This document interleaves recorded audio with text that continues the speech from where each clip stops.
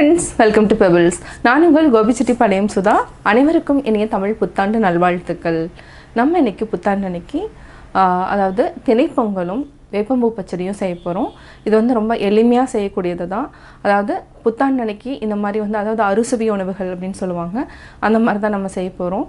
First வந்து நம்ம பொங்கல் செஞ்சுக்கலாம். அதாவது திணை வந்து 2 கப்னா 1 கப் அளவுக்கு பாசிப்பருப்பு 1.5 கப் அளவுக்கு வெல்லம் எடுத்து நம்ம செய்ய போறோம். வாங்க எப்படி செய்யறதுன்னு பார்க்கலாம்.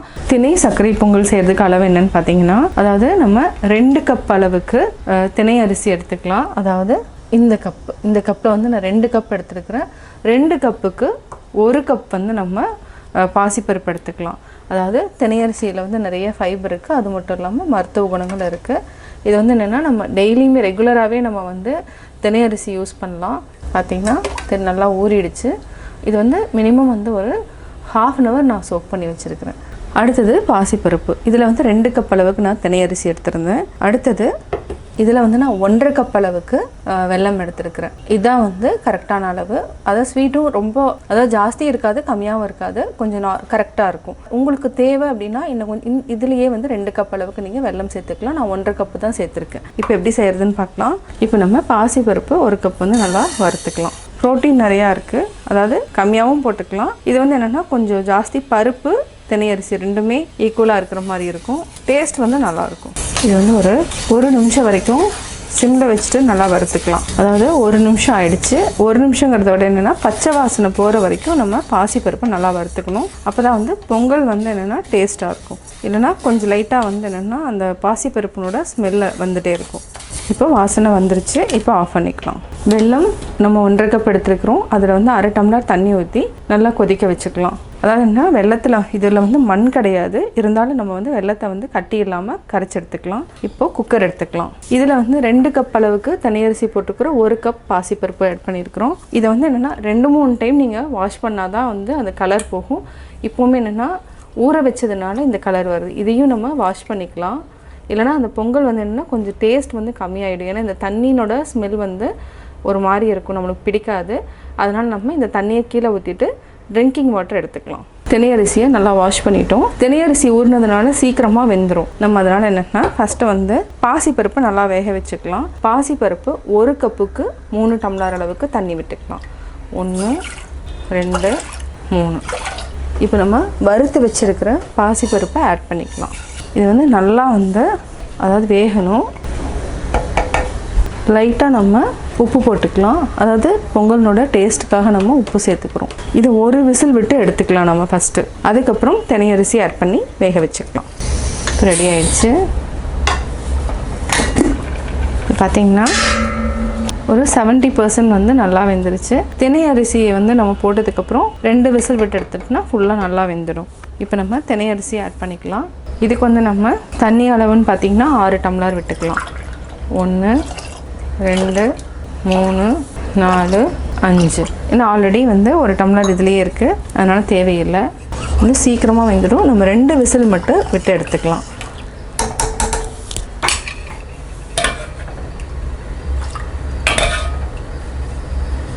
நம்ம இப்போ எடுத்துக்கலாம். இப்போது நல்லா வெந்துடுச்சு. இதை வந்து நல்லா மசிச்சு விட்டுக்கலாம். ரைஸும் பாசிப்பருப்பும் ரெண்டும் நல்லா மசிச்சு விட்டுக்கோங்க. அதுக்கப்புறம் நம்ம அதாவது பச்சை கற்பூரம் ஆட் பண்ணிக்கலாம். இதை வந்து நல்லா க்ரஷ் பண்ணிவிட்டு ஆட் பண்ணிக்கோங்க. இது கூடவே நம்ம ஏலக்காய் 1/4 டீஸ்பூன் ஆட் பண்ணிக்கலாம். ஆல்ரெடி வந்து நம்ம வெல்லம் காய்ச்சி வச்சுருக்குறோம், வெல்லம் ஆட் பண்ணிக்கலாம். நல்லா மிக்ஸ் பண்ணிக்கலாம். ஒரு சிலருக்கு வந்து மில்க் ஆட் பண்ணணும்னா மில்க் ஆட் பண்ணிக்கோங்க. நான் வந்து இதுக்கு மில்க் ஆட் பண்ணல. மில்க் ஆட் பண்ணிங்கன்னா நம்ம வந்து 1 நாள் அல்லது 2 நாள்லேயே வச்சு சாப்பிட்றணும். ரொம்ப நாள் வைக்க முடியாது, அதாவது 2-3 நாள் வைக்கக்கூடாது.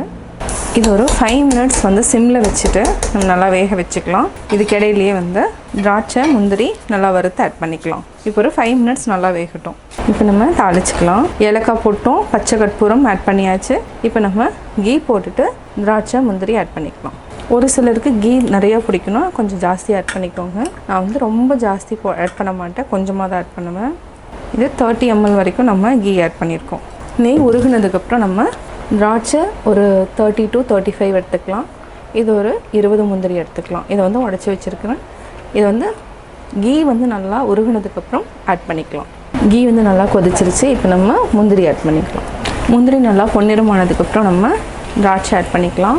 அதாவது பொங்கல் ரெடி ஆகிடுச்சு. அதாவது 15 மினிட்ஸ்க்கு அப்புறம் நீங்கள் பார்த்தீங்கன்னா நல்லா திக்காகிடும். இது வந்து கரெக்டான பதம். இப்போ நம்ம ஆஃப் பண்ணிக்கலாம். அதே மாதிரி முந்திரியும் நல்லா பொன்னிறம் ஆகிடுச்சு. நம்ம திராட்சை ஆட் பண்ணிக்கலாம். இப்போ கேஸ் ஆஃப் பண்ணிக்கலாம். இப்போ பலூன் மாதிரி உப்பி வரும். கேஸ் ஆஃப் பண்ணியாச்சு. ஆஃப் பண்ணதுக்கப்புறம் எடுத்து இப்போ ஆட் பண்ணிக்கலாம். ஆல்ரெடி பொங்கல் வந்து ரெடி ஆகிடுச்சு. புத்தாண்டு ஸ்பெஷல் திணைப்பொங்கல் ரெடி. அடுத்து நம்ம செய்ய போகிறது வேப்பம்பூ பச்சடி. வாங்க எப்படி செய்கிறதுன்னு பார்க்கலாம்.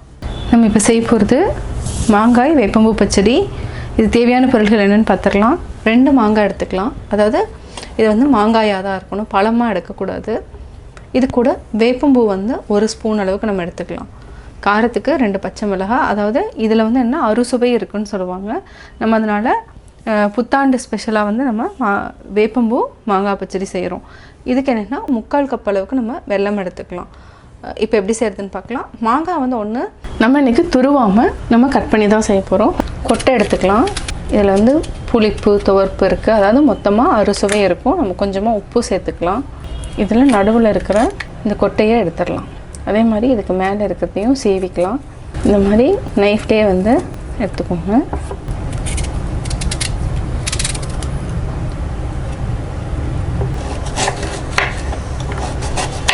இதே மாதிரி நம்ம எல்லாத்தையுமே கட் பண்ணிக்கலாம். நம்ம ஒரு பேன் வச்சுக்கலாம். பேனில் ஃபஸ்ட்டு இதுக்கு வந்து ஒரு 1/2 டம்ளர் அளவுக்கு தண்ணி விட்டுக்கலாம். தண்ணி விட்டுட்டு பச்சை மாங்காயை நம்ம வந்து ஆட் பண்ணிக்கலாம். துருவி போட்டிங்கன்னா என்னென்னா கொஞ்சம் சீக்கிரமாக வெந்துடும். இது வந்து கொஞ்சம் லேட் ஆகும். இது கூட 2 பச்சை மிளகாய் நீட்டாக வாக்கில் கட் பண்ணிவிட்டு அதையும் ஆட் பண்ணிக்கலாம்.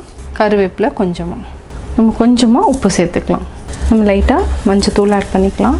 இப்போ மூடி வச்சுக்கலாம். நல்லா வேகணும். இது ஒரு 3 நிமிஷம் வரைக்கும் வேக வச்சுக்கலாம். இப்போது நல்லா வெந்துடுச்சு. மாங்காய் லைட்டாக நீங்கள் ப்ரெஸ் பண்ணி பார்த்தீங்கன்னா தெரியும், நல்லா வெந்துடுச்சு. இப்போ நம்ம வெல்லத்தை போட்டுக்கலாம். இந்த வெல்லம் வந்து வடிகட்டணும்னு அவசியம் இல்லை, சுத்தமான வெல்லம். இதை போட்டுட்டு கொஞ்சமாக தண்ணி விட்டுக்கலாம். இதுக்கு ஒரு 1/2 டம்ளர் அளவுக்கு தண்ணி விட்டாலே போதும். நல்லா மிக்ஸ் பண்ணிக்கோங்க. இதுவே நல்லா கரைஞ்சிடும் இந்த சூட்டுக்கு. இது ஒரு 2 நிமிஷம் வரைக்கும் நல்லா கரையட்டும். லாஸ்ட்டில் நம்ம வேப்பம்பூவை ஆட் பண்ணிக்கலாம். அதுக்கு முன்னாடியே லைட்டாக வந்து நீங்கள் தண்ணியில் போட்டு அலசிட்டு நல்லா புழிஞ்சிட்டு நம்ம ஆட் பண்ணிக்கலாம். இது லைட்டாக தண்ணி ஊற்றி வச்சுருக்கிறேன். இப்போ செக் பண்ணலாம். 2 மினிட்ஸ் ஆகிடுச்சு. இப்போ பார்த்திங்கன்னா வெல்லம் நல்லா கரைஞ்சிருச்சு. இந்த ஸ்டேஜில் நம்ம வேப்பம்பூவை ஆட் பண்ணிக்கணும். நம்ம கரெக்டாக 1 ஸ்பூன் அளவுக்கு எடுத்துருக்குறோம். இதை நல்லா மிக்ஸ் பண்ணிக்கலாம். இப்போது ஆஃப் பண்ணிடலாம். கேஸ் ஆஃப் பண்ணிடலாம். இது லைட்டாக ரொம்ப நேரம் வேகணுன்ட்டு இல்லை, அவ்வளோதான், முடிஞ்சிருச்சு. வேப்பம்பூ மாங்காய் பச்சடி ரெடி ஆயாச்சு. இப்போ வேறு பாத்திரத்தில் மாற்றிக்கலாம். சுவையான வேப்பம்பூ மாங்காய் பச்சடி ரெடி. திணைப்பொங்கல் வேப்பம்பூ பச்சடி எப்படி செஞ்சேங்கிறத பார்த்தீங்க. நீங்களும் வீட்டில் ட்ரை பண்ணி பாருங்கள். பார்த்துட்டு உங்களுடைய கமெண்ட்ஸ் எனக்கு சொல்லுங்கள். லைக் பண்ணுங்கள், ஷேர் பண்ணுங்கள், மறக்காமல் சப்ஸ்கிரைப் பண்ணுங்கள். என்னோடய குக்கிங் வீடியோ முடிஞ்சதுக்கப்புறம் பார்த்தீங்கன்னா ஒரு திருக்குறள் வந்து நீங்கள் பார்க்கலாம். உங்கள் குழந்தைகளுக்கு நீங்கள் சொல்லித்தரலாம். தன்னுயிர் நீப்பினும் செய்யற்க தான் பெரிது இன்னுயிர் நீக்கும் வினை. தன் உயிர் உடம்பிலிருந்து நீங்கும் நிலை ஏற்பட்டாலும் அதனை தடுப்பதற்காக தான் வேறோர் உயிரை போக்கும் பாவச் செயலை செய்யலாகாது.